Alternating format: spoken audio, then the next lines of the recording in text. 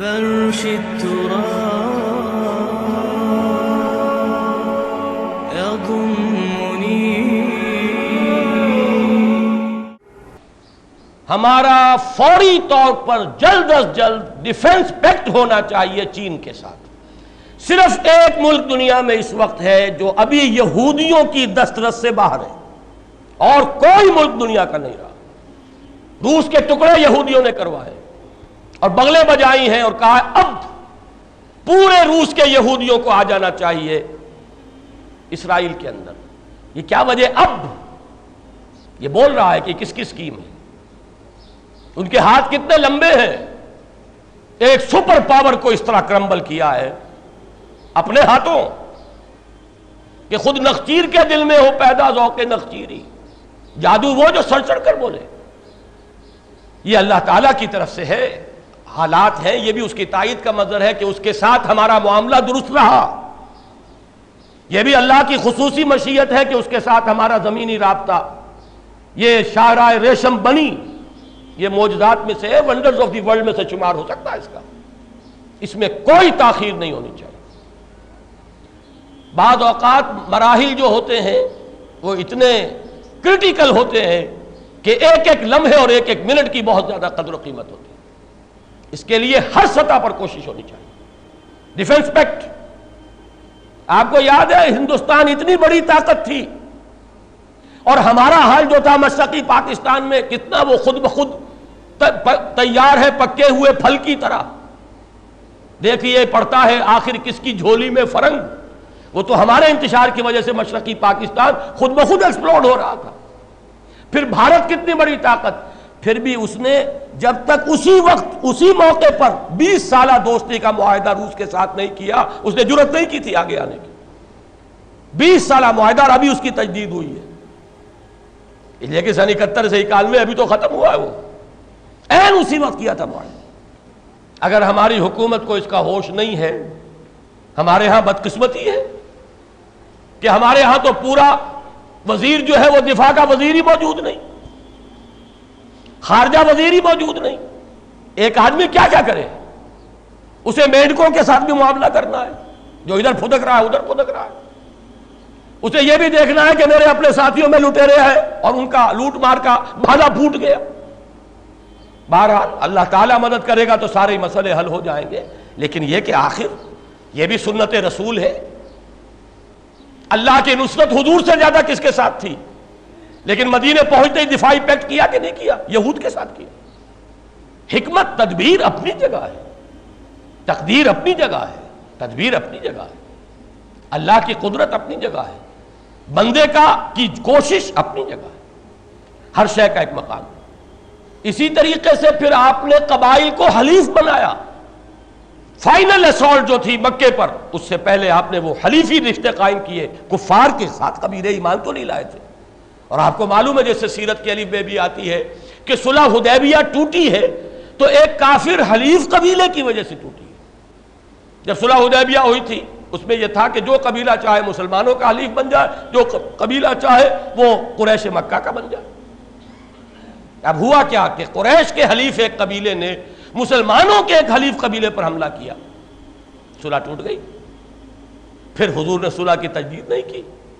خاموشی کے ساتھ آپ نے، انتہائی رازداری کے ساتھ آپ نے وہ جو تھا فتح مکہ کے لیے تیاری کی ہے. کہ ایک صحابی سے ذرا سی غلطی ہو گئی تو سورہ ممتحنہ کا اکثر و بیشتر حصہ اسی پر نازل ہوا. حضرت حاتب ابن ابی بلتع، انہوں نے اس کی مخبری کچھ کر دی تھی. حضرت عمر نے تو کہا تھا میں اس کی گردن اڑا دوں. حضور نے فرمایا عمر جانتے نہیں یہ بدری ہے، اس سے خطا ہو گئی ہے. اللہ تو معاف کر چکا ہے خطا، لیکن خطا ہوئی. اللہ نے بچایا. حضور کو اطلاع دے دی کہ وہ تو خط جا رہا ہے اس عورت کے ذریعے سے. آپ کے ایک ساتھی سے لغزش ہو گئی ہے، غلطی ہو گئی. حضرت علی کو بھیجا ہے آپ، خط برآمد کر کے لائے. اس کا بھی تعلق ہے میرے اگلے نقطے سے. حضور کی حدیث ہے استعینوا علی الحوائج بالکتمان. اپنے ضرورتیں اپنے منصوبوں پر کتمان کے ساتھ، اخفاء کے ساتھ مدد حاصل کرو. اپنے سارے کارڈ ٹیبل پر ڈال دینا یہ کوئی حکمت نہیں ہوتی. اخفاء بہت بڑی بات ہے. پھر عرض کر رہا ہوں حضور سے زیادہ کس کو پروٹیکشن حاصل تھی اللہ کی؟ یہ آیت تو یوں سمجھیے کہ تقریباً 9 برس پہلے 10 برس پہلے نازل ہو چکی تھی. ان اللہ یدافع عن الذین آمنوا، مدافعت کی ذمہ داری اللہ پر ہے. پھر بھی حضور نے یہ اہتمام کیے، پیکٹ بھی کیا، یہود سے کیا. آج ہمارے لیے دنیا میں اگر کوئی ایک طاقت واحد ہے وہ صرف چین کی ہے. ایک لحظے کی دیر نہیں ہونی چاہیے اس میں. اگر کہیں بھی ڈھل مل یقینی کا معاملہ رہا اور حیث بحث میں اور سوچ بچار میں وقت گزار دیا گیا تو گیا وقت، پھر ہاتھ آتا نہیں. تیسری بات، وَأَعِدُّوا لَهُم مَّا اسْتَطَعْتُمْ، جتنا بھی امکان میں ہے ساز و سامان اسلحہ تیار. ظاہر بات ہے آج کی دنیا میں موسٹ افیکٹو ڈیٹرنٹ اگر ہے تو وہ ایٹم بم ہے. دشمن کو اگر سوچنے پر مجبور کرنے والی شے ہے. یہ معاملہ جو ہے یہ تو خیر دنیا میں علم نشرہ ہے کہ پاکستان کے پاس ایٹمی صلاحیت ہے، کیپیبلٹی ہے. اب چونکہ اس میں کتمان کیا گیا ہے اور کتمان عین حدیث نبوی کے مطابق ہے تو ہمیں نہیں معلوم، میں بھی نہیں جانتا کہ کیا ہے کیا نہیں ہے، کسی کو نہیں معلوم. لیکن یہ کہ بہرحال ہمیں وہ کام کرنا چاہیے، اس میں کوئی شک نہیں ہو سکتا، کسی کی دھوس میں نہیں آنا چاہیے.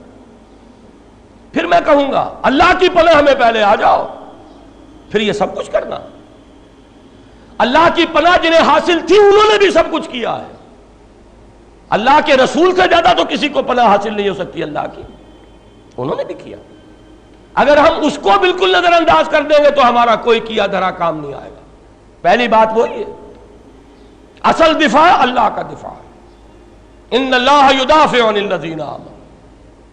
نمبر 2، حلیف اور ایک ہی اس وقت طاقت ہے.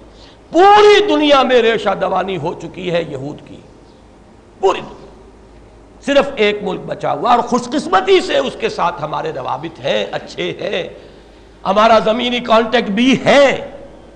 ابھی تک وہ امریکن پریشر کو ریزسٹ کر رہا ہے کہ میزائل ہم نے دینے طے کیے تو دیں گے، نہیں رکیں گے. لیکن اس کی ہمت بھی کچھ جواب دیتی نظر آ رہی ہے. اندرونی خلفشار وہاں پیدا کر دیا گیا تھا. ٹائنن اسکوائر کے اندر جو کچھ ہوا ہے وہ تو بچ گئے ہیں، بہت بڑی جانی قربانی دے کر بچے ہیں، ورنہ روس سے کہیں زیادہ گندہ حشر ان کا اب ہو چکا ہوتا. اور فحاشی اور بے حیائی یہ تیسرا ہے ان کا. کھلی مارکیٹ اکانومی، سود کے ساتھ، سٹاک ایکسچینج کے ساتھ، جوئے کے ساتھ، اور کھلا سیکس شراب کے ساتھ، بے حیائی کے ساتھ، فحاشی کے ساتھ، اور آزادی کے نام پر یہ ساری چیزیں. خوشنما عنوان ہے آزادی، مادر پدر آزادی، اخلاقی آزادی، خدا سے آزادی، رسول سے آزادی، مذہب سے آزادی، آزادی ہی آزادی. یہ 3 ہتھ کنڈے ہیں یہودیت کے. پوری دنیا ان کے شکنجے میں، آپ بھی ہیں اسی کے شکنجے میں. نظام کے اعتبار سے ہم بھی اسی شکنجے میں. لیکن یہ کہ ابھی بچا ہوا ہے صرف ایک ملک ہے دنیا. اس کے ساتھ کوئی وقت، میں اس لیے زور شور سے یہ باتیں کہہ رہا ہوں کہ کسی طرح یہ میرا کوئی اور کسی سے کانٹیکٹ نہیں، نہ وزیر اعظم سے، نہ صدر سے.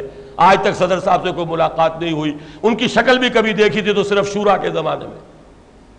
اس اعتبار سے میرا ذریعہ یہی ہے، کوئی لمحہ ضائع کیے بغیر ہر ممکن کوشش ہونی چاہیے ان کو بھی کچھ حوصلہ دیا جائے. ان کا حوصلہ بھی جواب دے رہا ہے. جان میجر صاحب یوں ہی نہیں جا رہے وہاں. یہ وہی ویسپ، دی وائٹ اینگلو سیکسن پروٹیسٹنٹ جو یہود کے شکنجے میں. اینگلو سیکسن، اینگلو تو سب سے پہلے ہے، اس کا سب سے پہلا نخشیر تو تھا ہی برطانیہ. اسرائیل کا خنجر گھونپا گیا ہے تو برطانیہ کے ہاتھ سے عالم عرب کے اندر. یہ کیوں جا رہے ہیں؟ بہت اہم بات ہے. تو دعا بھی کیجئے لیکن یہ کہ تدبیر بھی کیجئے. تیسری بات جو میں نے کہا، اعدوا لہم ما استطعتم،